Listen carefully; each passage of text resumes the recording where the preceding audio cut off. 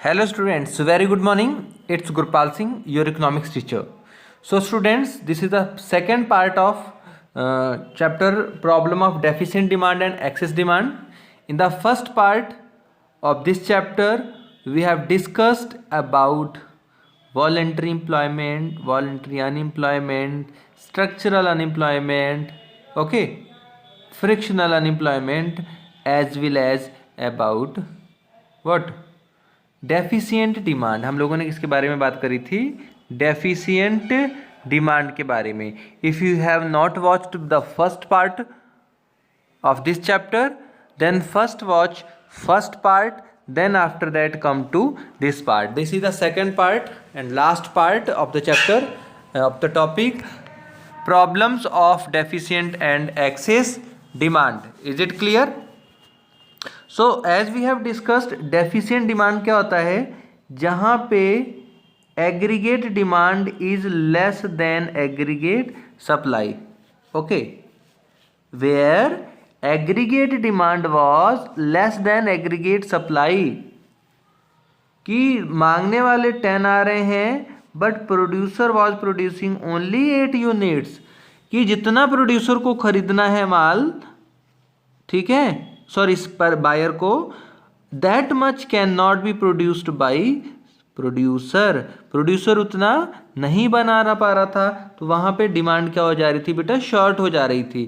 ठीक है, that was deficient demand. And now in this video we are going to discuss about excess demand. Excess demand का मतलब क्या होता है? कि जब हमारी डिमांड जो है वो क्या होगी? ज़्यादा आ जाएगी। क्या आ जाएगी? ज़्यादा आ जाएगी।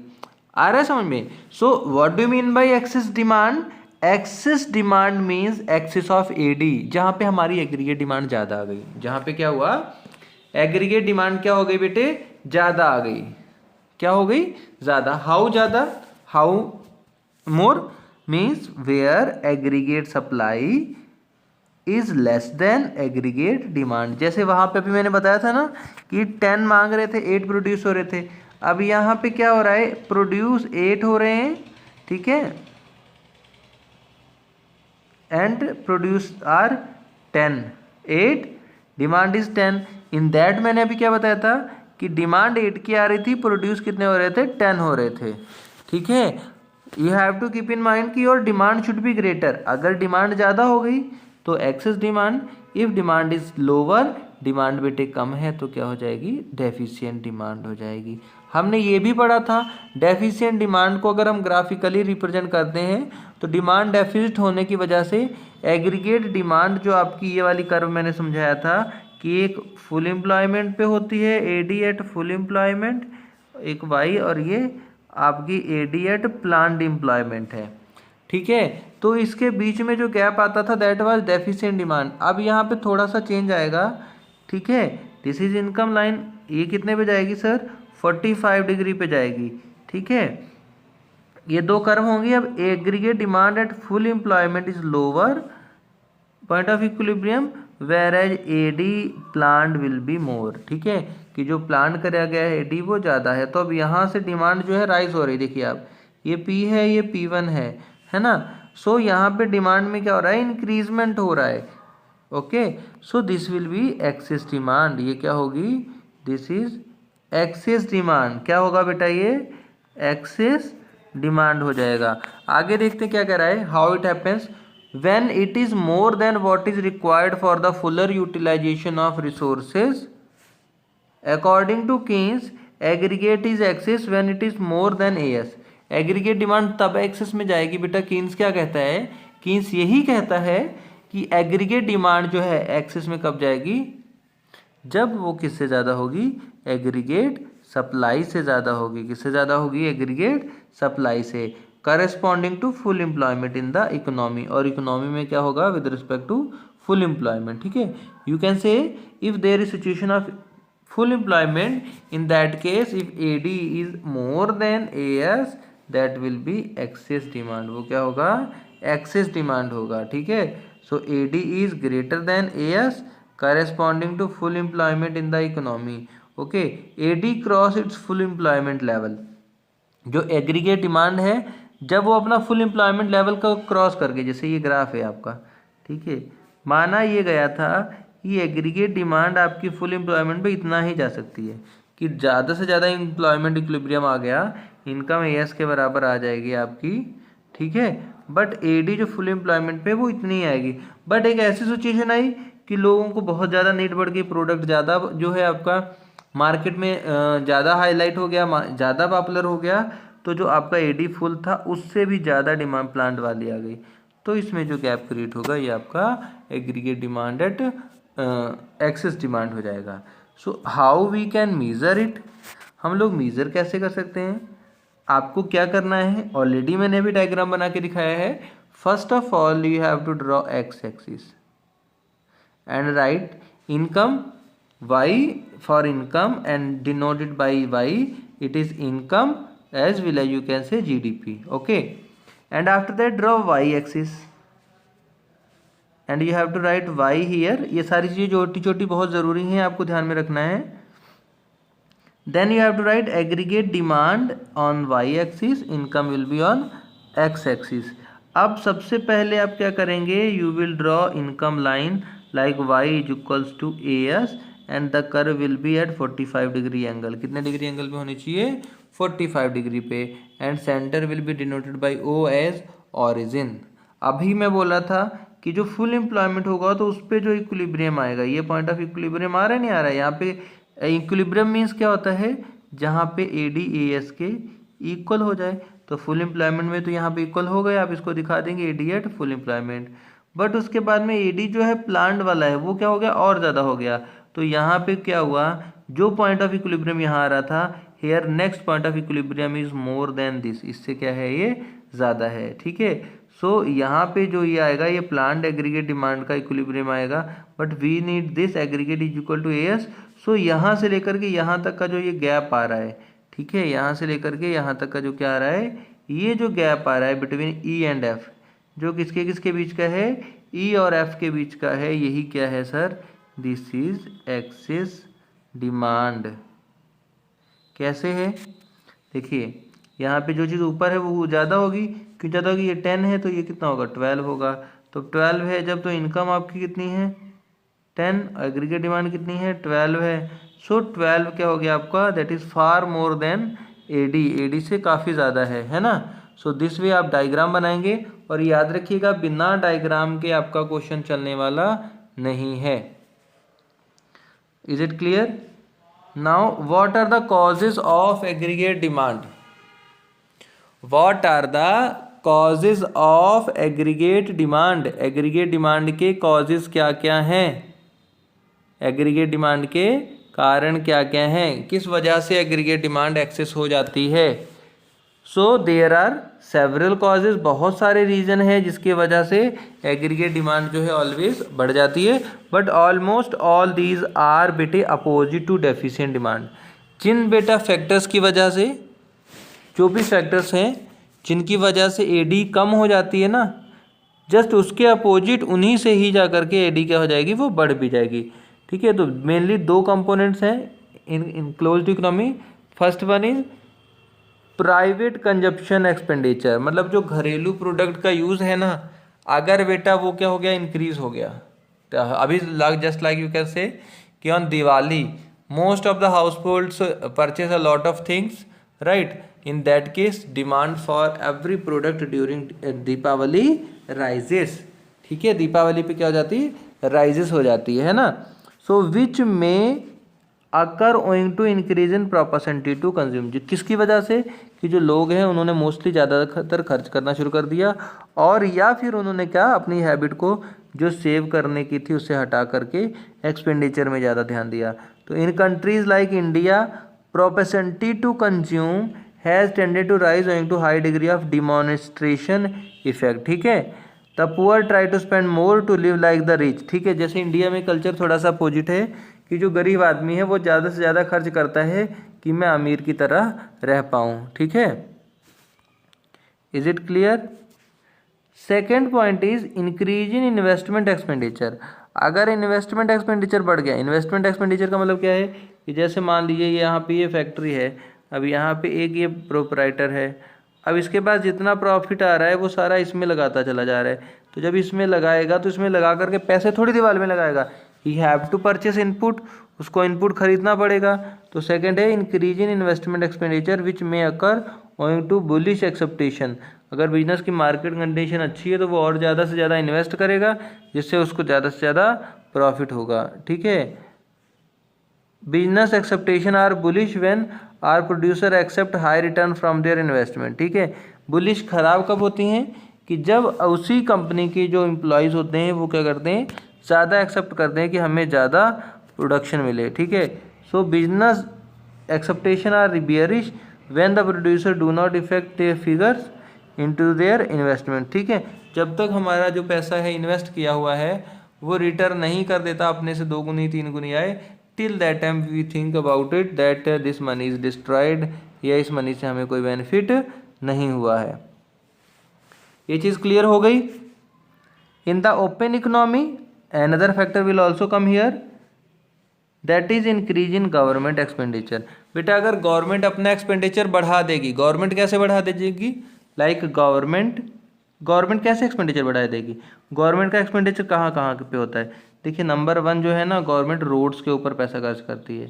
ठीक है, तो बेटे जब रोड्स पे पैसा खर्च करेगी तो सरकार को उसके लिए चारकोल चाहिए, मिट्टी चाहिए, ईंट चाहिए, पत्थर चाहिए। So all the things government will demand from public. Private entrepreneurs जितने भी हैं उनसे डिमांड करेगी, या उसके पास खुद के भी जो रिसोर्सेस उनसे यूज़ करेगी। Second one is export and import owing to lower domestic price in relation to other international policies. ठीक है, डिक्रीज इन इम्पोर्ट्स, और जो इम्पोर्ट करना है फॉरेन से उसको क्या कर दें, कम कर दें, तो क्या होगा, हमारी इकोनॉमिक ग्रोथ थोड़ी स्टेबल हो जाएगी। अ cut in tax rates leaving high disposable income with effect people. ठीक है, और टैक्स में कटौती करके जो लास्ट की एंड यूज़ की इनकम है वो ज़्यादा से ज़्यादा किसको दी जाए, पुअरर सेक्शन को सोसाइटी के दे दी जाए। ठीक है ना, एक बार फिर से डायग्राम देख लेते हैं। अब यहाँ पे जो डायग्राम है बेटा, this will illustrate inflationary gap. What do you mean by inflationary gap? Inflationary gap is the gap which is created due to the difference between aggregate demand at planned employment and aggregate demand at full employment. किस पे? Full employment पे। दो चीज़ें हैं, aggregate demand at planned और दूसरा eight full employment. देखिए एक एक्स एक्सिस आएगी, दूसरी क्या आएगी, वाई एक्सिस आ जाएगी। यहाँ पे इनकम आ जाएगा, ये एक्स एक्सिस, यहाँ पे क्या आ जाएगा, एग्रीगेट डिमांड वाई एक्सिस। ठीक है, कर्व जाएगी ऐसे 45 डिग्री के एंगल पे इनकम की हमेशा। ठीक है, full employment is indicated by blue colour line and yellow is indicating next one, okay, plan ready. So here the difference between both these points is excess demand. So the gap created by aggregate demand at full employment and planned employment will be inflationary gap. क्या होगा? Inflationary gap हो जाएगा। ये चीज़ समझ में आ गई सभी को? Always you have to show income on x axis and aggregate demand on y axis. Now there are certain policies, there are various measures to correct excess and deficient. देखिए अगर एग्रीगेट डिमांड कम आ रही है, क्या आ रही है बेटा, कम आ रही है, तो भी प्रॉब्लम है, तो भी क्या है, प्रॉब्लम है। और अगर एग्रीगेट डिमांड ज़्यादा आ रही है तो भी क्या होगी, AD is more, problem is more. ठीक है, अगर एग्रीगेट डिमांड ज़्यादा हो गई तो आपका क्या होगा, एग्रीगेट डिमांड ज़्यादा है अगर, तो आपकी प्रॉब्लम भी ज़्यादा हो जाएंगी। So to correct both this aggregate demand यानी कि डेफिशिएंट डिमांड और excess demand, the government has adopted 2 policies. ठीक है, तो गवर्नमेंट ने 2 पॉलिसीज़ अडॉप्ट करी हैं। The government does it through revenue and expenditure policy, यानी कि जो वन पॉलिसी गवर्नमेंट के द्वारा है रेवेन्यू एंड एक्सपेंडिचर पॉलिसी, उसको क्या बोलेंगे, फिजिकल पॉलिसी, और दूसरा सेंट्रल बैंक। देखिए जो भी हमारी इकोनॉमी में एक्सेस और डेफिशिएंट डिमांड की बेटा प्रॉब्लम आ रही है, इसको करेक्ट कौन करेगा, हम लिखते हैं यहाँ पे responsible for problem deficient demand और एक्सेस डिमांड। तो एक कौन आएगी, गवर्नमेंट आ जाएगी, और दूसरा कौन आ जाएगा, सेंट्रल बैंक आएगी। क्या आएगी बेटे, क्या आएगा, सेंट्रल बैंक आएगा। तो देखिए अब जो गवर्नमेंट है, तो गवर्नमेंट क्या करेगी, जितने भी लोन की फैसिलिटी, टैक्स की फैसिलिटीज़ है, उन सबको डेफिशिएंट डिमांड की सिचुएशन में सस्ता कर देगी, और एक्सेस डिमांड की सिचुएशन में क्या करेगी, महंगा कर देगी। क्या एंड अनदर पॉलिसी जो सेंट्रल बैंक चलाती है बेटा, सेंट्रल बैंक क्या करेगी, जो भी फैसिलिटीज़ पब्लिक को प्रोवाइड कराती है बेटा, लाइक इंटरेस्ट, लोन, यही तो सेंट्रल बैंकों का काम है, लोन फैसिलिटीज़ को प्रोवाइड कराना।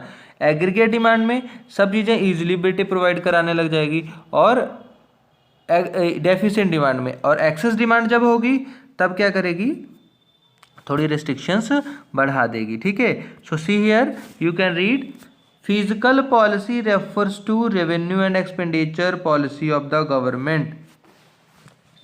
जो गवर्नमेंट की रेवेन्यू और एक्सपेंडिचर पॉलिसी है उसको हम क्या कहेंगे, उसको हम कहेंगे fiscal policy. So the policy revenue and expenditure policy of the government to correct excess demand and deficient demand is called fiscal policy. उसको क्या कहेंगे बेटा, फिजिकल पॉलिसी कहेंगे। फिजिकल पॉलिसी क्या होती है, द रेवेन्यू एंड एक्सपेंडिचर, और आप क्या कह सकते हो, budgetary policy of the government to correct the situation of excess and deficient demand as well as which focus on the stability of the economy by correcting situation of deficient and excess demand। ठीक है, अगला जो major आता है वो क्या है आपका, monetary policy. Monetary policy already हम लोगों ने बैंकिंग वाले चैप्टर में डिस्कस कर रखा था। ठीक है, तो सेम यहाँ पे है कि it is also use to correct inflationary and deflationary gap. ठीक है, सो इसमें इंस्ट्रूमेंट्स करेक्ट करने के लिए क्या है, बैंक रेट है, रेपो रेट है, CRR है, SLR है ना। All these are the instrument which are used by central bank to correct excess and deficient demand. ठीक है, सबसे पहला पॉइंट आ रहा है, application of monetary instrument to correct the situation of excess demand. Excess demand कैसे correct होगी, तो सबसे पहला तो है बैंक रेट और रेपो रेट जो है वो बढ़ा दिया जाएगा। As follow up action market rate of interest is raised by commercial bank. ठीक है, जो मार्केट में जो लाइबिलिटीज लोन्स वगैरह मिल रहे हैं जनरल पब्लिक को, उनका रेट ऑफ इंटरेस्ट क्या कर दिया जाएगा बेटा, बढ़ा दिया जाएगा। क्या कर दिया जाएगा, बढ़ा दिया जाएगा। तो जिससे cost of borrowing will rises, so it lower the demand for credit रीलीडिंग। जब जिससे कोई भी चीज़ है तो जब चीज़ महंगी मिलने लग जाती है बेटा, तो उसके कस्टमर्स कम हो जाते हैं। ठीक है ना, ये बात समझ में आ रही है नहीं आ रही है, इज इट क्लियर। और क्या होगा, उसके बाद में दूसरा है पॉइंट आता है बेटा CRR। क्या आएगा, CRR। तो CRR को गवर्नमेंट क्या करेगी, कैश रिजर्व रिक्वायरमेंट। अगर बेटा डेफिशिएंट डिमांड है तो उसमें तो कम कर देगी, पर यहाँ पे हम पढ़ रहे हैं कि एक्सेस डिमांड को कवर अप करना है। किसको कवर अप करना है, एक्सेस डिमांड को। तो बेटा एक्सेस डिमांड को भी कवर अप करने के लिए जो CRR है, cash reserve ratio, commercial banks जो हैं वो क्या कर लेंगी, बढ़ा लेंगी। ठीक है, RBI क्या करेगी, CRR बढ़ा देगी। तो जब CRR बढ़ जाएगा तो इन दैट केस जब CRR इंक्रीज हो जाएगा तो जो भी एक्सेस लोन लोग ले रहे हैं वो लोग लोन लेना बेटे कम कर देंगे। क्या कर देंगे, कम कर देंगे। और जब डेफिशिएंट डिमांड को अगर कवर अप करना है, किसको कवर अप करना है, डेफिशिएंट डिमांड को। तो बेटा डेफिशिएंट डिमांड को कवर करने के लिए हमें क्या करना होगा, यानी कि RBI क्या करेगी, लोवर्ड CRR को क्या कर देगी, कम कर देगी। CRR को क्या कर देगी बेटा, कम कर देगी। अगला आता है SLR, स्टेशनरी लिक्विडिटी रेशियो। क्या है, स्टेशनरी लिक्विडिटी रेशियो। तो सर एक्सेस डिमांड को कवर अप करने के लिए, एक्सेस डिमांड के लिए अगर हमें इसको कट करना है यानी कि डिक्लाइन करना है, डिक्लाइन करने के लिए रेज कर दिया जाएगा। ठीक है, रेज कर दिया जाएगा। और जो है अगर हमें डेफिशिएंट डिमांड को कवर करना है, डेफिशिएंट डिमांड कवर अप करने के लिए कम कर दिया जाएगा। क्या कर दिया जाएगा, कम कर दिया जाएगा। ठीक है, उसके बाद मार्जिन रिक्वायरमेंट। मार्जिन रिक्वायरमेंट का मीन्स क्या आ रहा है, मार्जिन रिक्वायरमेंट का मतलब आता है जैसे कोई भी क्राइटेरिया फिक्स कर दिया गया, ठीक है। तो क्राइटेरिया जब फिक्स कर दिया गया बेटा, तो जो डेफिशिएंट डिमांड है, क्या है, डेफिशिएंट डिमांड है अगर, तो डेफिशिएंट डिमांड को कवर अप करना है, अगर आपको कोप अप करना है तो उसमें तो जो क्राइटेरिया है वो कम कर दिया जाएगा कि आप ठीक है इतना ले लीजिए, कवर अप हो जाएगी, मतलब ईजिली आपको लोन प्रोवाइड हो जाएगा। और अगर क्या है एक्सेस डिमांड है बेटे, देन क्या होगा, मार्जिन रिक्वायरमेंट भी बढ़ जाएगी। उसके बाद क्रेडिट रेशनिंग जो है जल्दी जल्दी सबमिट करना है, ठीक है, तो उसको भी क्या कर दिया जाएगा, टाइम शॉर्ट पीरियड कर दिया है कि कुछ कम समय के लिए लोन दिया जाएगा, किस कंडीशन में, इन एक्सेस डिमांड, ठीक है। और डेफिशिएंट डिमांड में जो क्रेडिट की रेशनिंग है वो बढ़ा दी जाएगी। उसके बाद अगला पॉइंट आता है मोरल ससेशन, क्या आता है, मोरल ससेशन, कि आपका बैकग्राउंड अच्छा होना चाहिए, ठीक है, क्राइटेरियाज को और ज़्यादा बढ़ा दिया जाएगा, किस सिचुएशन में, एक्सेस डिमांड में। और डेफिशिएंट डिमांड को अगर आपको कोप अप करना है तो मोरल ससेशन अगर थोड़ा सा लिमिटेड भी है तो भी इजिली लाइबिलिटी प्रोवाइड कर दी जाएगी, ठीक है। So this video was about all these things, about excess demand कैसे आएगी, ठीक है, उसको कैसे कंट्रोल करना है। सो दोनों पार्ट में हमने 2 पार्ट बनाए हैं आपके एक्सेस डेफिशिएंट डिमांड के लिए अलग अलग। Watch both the parts and get clear 4 marks for your board examination. 101% आपसे क्वेश्चन पूछा ही जाएगा, 100% पूछा जाएगा, ठीक है, 100% श्योर गारंटी हमारी है, ठीक है। Thank you students for watching this video, bye bye, take care.